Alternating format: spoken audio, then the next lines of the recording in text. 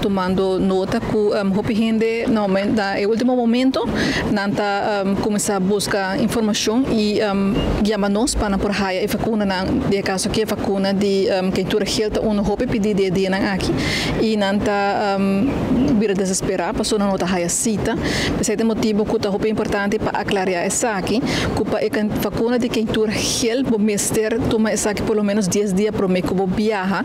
e esta vacuna que vez de bobida bota tu mele. Então se bo atuma vacuna que den passado acaba e botin buki gel, que é prova bo não mester hai vacuna que viaja mais. Se o bo aí que tu me vacuna aqui na Aruba, pero bo a perde e buki gel aqui, bo por passa na departamento de malestar infeccioso, bota paga 10 florin e bota hai duplicado de buki gel.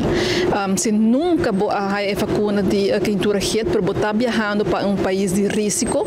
país onde tem casos de quentura gel, entre outros Colômbia, onde hopi visitar, Venezuela, então tem uma lista de países onde nós está recomendando para tomar vacuna se bota vai, se bota vai indo onde região aqui de risco e vamos ter a vacuna de quentura gel, chama na 522-4200, que é o número principal do Departamento de Saúde Público,